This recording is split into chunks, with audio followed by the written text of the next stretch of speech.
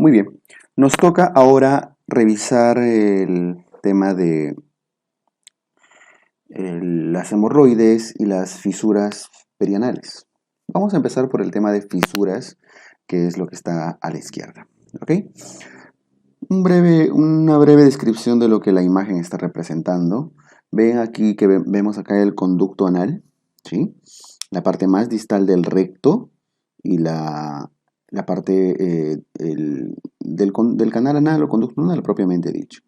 Noten que las paredes del recto, las paredes musculares del recto, que aquí se nota mejor, que tienen una capa circular interna y una longitudinal externa, en la parte más distal hacen un engrosamiento.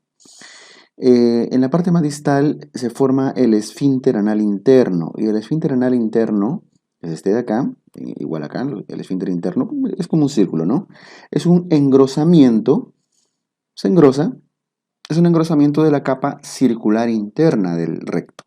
La capa circular interna se engrosa y forma el esfínter interno. Por lo tanto, el esfínter interno es un esfínter, es una musculatura lisa involuntaria, ¿no? Que corresponde a los músculos eh, propios de las vísceras. En cambio, el esfínter que está hacia afuera, el esfínter externo, es músculo estriado. Ambos, tanto esfínter interno y externo, el interno involuntario y el externo más voluntario porque es estriado, forman parte de las estructuras que favorecen la continencia fecal, ¿no? Muy bien, vemos que en esta zona hay varios plexos venosos, hay criptas y demás cositas que ahorita vamos a ver. Hay una zona, una línea bien bastante tortuosa que divide la mucosa rectal, que es un epitelio cilíndrico, lo divide de la mucosa del canal anal, que ya es un epitelio poliestratificado, que incluso más abajo se empieza a queratinizar. Ya, esta línea, ¿cómo se llama? La línea pectínea, ¿no? Línea pectínea o línea dentada. Muy bien. Entonces, las fisuras, teniendo este antecedente, las fisuras son heridas. Son heridas que salen a nivel perianal, a nivel del perianito, ¿ya? Que está acá. Estas fisuras, ¿por qué ocurren? Estas heridas usualmente ocurren porque las heces duras pasan por acá. Pasan heces duras y lastiman, lesionan, laceran, raspan la mucosa del canal anal. Entonces, el principal factor que genera este tipo de heridas suele ser el estreñimiento crónico. Es el principal factor de riesgo. Hay otras causas que pueden generar heridas acá, por supuesto, causas infecciosas, venéreas, neoplásicas. Un cáncer de anito se puede manifestar como una heridita al inicio y pensar que es una herida de estreñimiento, puede confundir. La enfermedad de Crohn puede manifestarse también con algunas heridas acá, pero lo que quiero que tengan en cuenta es que estas heridas suelen ubicarse casi siempre en la línea media posterior. Aquellas asociadas al estreñimiento crónico suelen estar en la línea media posterior. Corresponde prácticamente al 90% de todas las fisuras, porque los que están en la línea media anterior son el otro 10% y tienen otras causas. Pueden ser por, como dijimos, neoplásicas, venéreas, infecciosas, etc. Muy bien. Ahora, ¿por qué ocurre o cómo evoluciona esta herida? Pasan las heces duras, lesionan y genera una pequeña herida muy chiquita. Ahora, el problema es que esa herida va creciendo. ¿Por qué? El problema es que cuando hay una herida en esta zona, genera dolor, un dolor muy intenso, un dolor sobre todo en el momento de defecar, genera un dolor lancinante. Cuando hay un dolor en esta zona, ¿qué ocurre con los esfínteres? Principalmente el esfínter involuntario se contrae, hace hipertonía, como un reflejo propio del dolor. De repente alguna vez les ha pasado, no necesariamente la fisura, la herida, pero quizá han tenido algún dolor en esa zona y bueno, esto puede haber generado cierta hipertonía. La hipertonía del esfínter anal interno hace que los vasos sanguíneos que irrigan esta zona se aplasten, entre comillas, ¿no? Una palabra no está bien usada, pero eh, hagan vasoconstricción. ¿Por qué? Por las fibras musculares. Entonces, no permite una buena irrigación de esta zona. Al no haber buena irrigación, genera isquemia. ¿Y qué pasa cuando una herida hace isquemia? No cicatriza. Al contrario, se hace más grande, porque ¿qué condición necesita una herida para cicatrizar? Que esté bien irrigada, bien oxigenada. Entonces, el paso de las heces duras genera dolor, ese dolor genera hipertonía de los esfínteres, esa hipertonía genera isquemia y eso hace que la herida se haga más grande. Finalmente, una herida más grande, ¿qué genera? Una herida más grande genera dolor, más dolor. Si hay más dolor, más hipertonía, más isquemia, una herida más grande y más dolor. Y se hace un círculo vicioso, haciendo que la herida se haga cada vez más grande y más compleja. ¿Ok? Y de ahí vienen varios de las manifestaciones clínicas de las fisuras anales. Clínicamente, ¿cómo se manifiesta? En su fase aguda y en su fase crónica. Fase aguda suele describirse como la herida que ha ocurrido en el lapso de menos de 6 semanas. Y crónica, más de 6 semanas. Pero lo del tiempo es relativo. Más importante que el tiempo es describir qué cosa sucede en cada etapa. En su fase aguda, lo que caracteriza a las heridas es que duele. El dolor a la defecación. Ya, lo voy a resaltar porque aun cuando su frecuencia de preguntas no es muy alta y demás, es importantísimo. Principal manifestación clínica de las fisuras, el dolor al defecar. Puede sangrar, rectorragia, pero ese sangradito es leve. Nunca va a ser un sangrado masivo, es chorritos, manchitas de sangre. Ahora, como es una lesión aguda que ha ocurrido hace poquito, se le ve como una herida reciente y toda herida reciente ustedes saben que se le ve rojita, eritematosa, húmeda, sangrante por eso sangra, porque es agudo. Entonces duele, está rojito, sangrante. Listo, esa es una herida aguda. ¿Qué pasa qué ocurre cuando pasan las semanas y cronifica? Cuando cronifica es porque ya la hipertonía ha sido muy intensa, la isquemia ha sido muy intensa y la herida se está haciendo muy grande. En su fase crónica ya no es una herida eritematosa húmeda, es una úlcera, una lesión ulcerada, fibrosada, de bordes elevados. Es una lesión antigua, una úlcera, que está asociada, como ven acá, a una papila anal hipertrófica y a un hemorroide centinela. ¿Qué cosa es eso? No sé si se han dado cuenta que en la imagen, aquí está la heridita que vendría a ser una úlcera, ¿no? Por los bordes están negritos, seguramente hipertróficos, elevados. Hacia la parte superior se ve una dilatación. Es un hemorroide, es un plexo venoso dilatado, es un hemorroide centinela. Porque como hay mayor drenaje venoso, mayor compromiso inflamatorio, edema, más compromiso inflamatorio acá, un paquete hemorroidal de esa zona se dilata, pero en la misma línea media. Y hacia abajo noten que también hay una protrusión. La piel hace una hipertrofia, un pliegue cutáneo. Es lo que conocen con el nombre de plicoma. Y dense cuenta que también está en la misma línea media. Entonces, cuando cronifica una lesión, le pongo, que genera una lesión ulcerada, fibrosada, ahí está el rojito con su negro, asociado a una papila anal hipertrófica, es esto de acá, una papila anal, un pliegue cutáneo, y un hemorroide centinela hacia arriba. 3 elementos, esa es la triada de la fisura anal crónica. Cuando ustedes ven una imagen así, herida, y le sale un plicoma, eso, y el paciente le dice, doctor, esto no sé, me ha salido hace 2, 3 días, no le tienen que creer, pues, ¿no? Porque eso solamente aparece cuando cronifica después de varias semanas o meses. Bien, listo. Eso respecto a las características clínicas tanto de las fisuras agudas y crónicas. Pero si les preguntan cuál es la principal característica de la fisura, no olviden el dolor al defecar. Eso es lo que, al momento de la defecación principalmente. Esa es su característica más resaltante. Ahora, ¿cómo se maneja? El tratamiento es, no pueden suturar la herida, porque una sutura en esta zona genera más dolor y más hipertonía.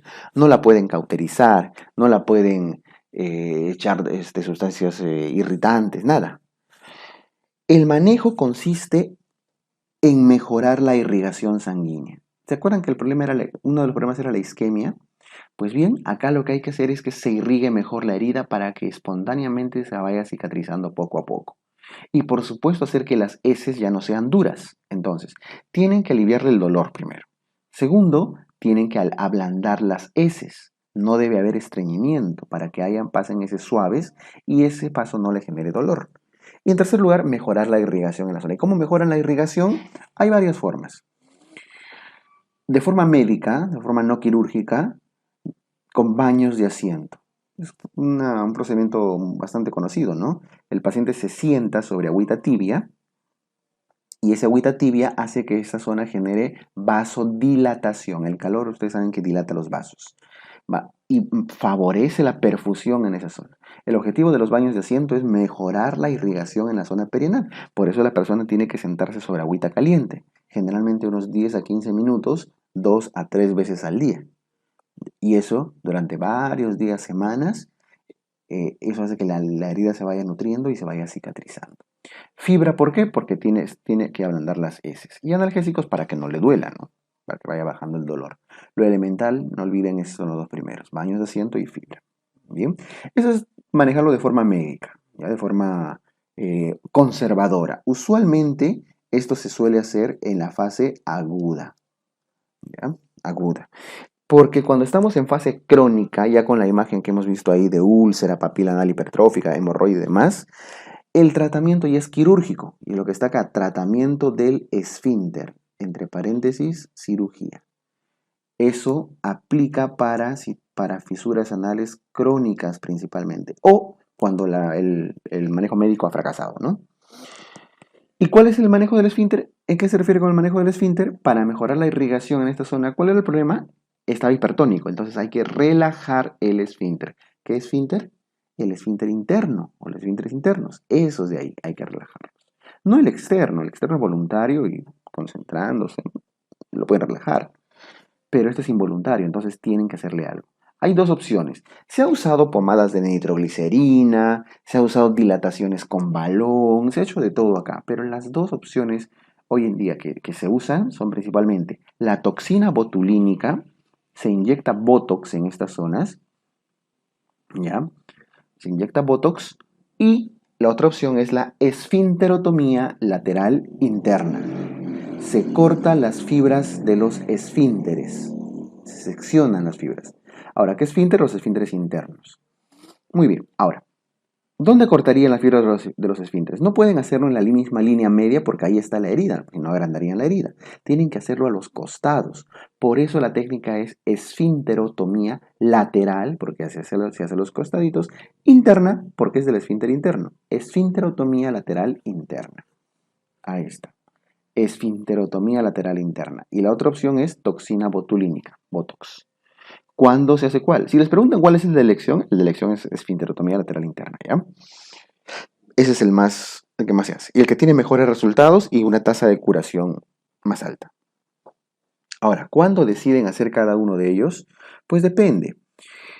¿Y de qué depende? Principalmente del riesgo de incontinencia. ¿A qué se refiere esto? Cuando hay alto riesgo de incontinencia fecal, o sea, de que el paciente quede incontinente, es mejor usar toxina botulínica. Es decir, por ejemplo, es un anciano, un abuelito, que si ustedes le cortan el esfínter, ustedes le cortan este esfínter y de repente los externos ya no van a ser competentes, no van a generar buena continencia fecal y el abuelito de lo que era estreñido ahora se va a venir diarrea, diarrea, diarrea de por vida. Entonces, si hay ese riesgo, porque tiene neuropatías, problemas de fondo, no rectales, problemas en la inervación, en la zona sacra, etc. La ancianidad de por sí ya es un factor de riesgo, se prefiere toxina botulínica. Pero si es una persona joven, sin comorbilidades, que no tiene riesgo de incontinencia, que tiene sus esfínteres externos competentes y demás, el tratamiento de elección es el quirúrgico. Esfinterotomía lateral interna. ¿Ok? Listo. Eso sí les ponen caso clínico y están las dos claves, ¿no? Porque si simplemente dice cuál es el mejor, es la esfinterotomía lateral interna. ¿Ya? Listo. Eso con el tema de las fisuras. Acuérdense, porque ocurren estreñimiento. ¿Dónde se localiza? En línea media. Principal característica, el dolor. Y el tratamiento de elección, la esfinterotomía lateral interna, sobre todo cuando cronifica. Listo. Eso con las fisuras. Vamos ahora con las hemorroides.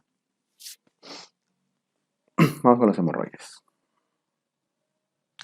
Las hemorroides son, se refiere a los plexos venosos hemorroidales dilatados, ¿no? La enfermedad hemorroidal. Pero ya se ha aceptado que cuando se describe el término hemorroides, se está refiriendo a la enfermedad hemorroidal. Así que basta decir hemorroides para entender a qué estamos refiriéndonos. Muy bien. ¿Qué es entonces? Es la dilatación, como ven acá, de paquetes vasculares, venosos, ¿no? Plexos venosos. Las hemorroides pueden ser internas, como esta de acá, pueden ser externas. ¿Cuál es su diferencia? Las internas nacen por encima de la línea dentada. Por encima de la línea dentada. Es de la línea pectina. Si nace desde encima, es una hemorroide interna. Pero si nace desde debajo, es una hemorroide externa, ¿no? Como chupitos ahí de sangre, cargados de sangre en la zona externa, en la zona del anito. Bueno, estas no son muy comunes.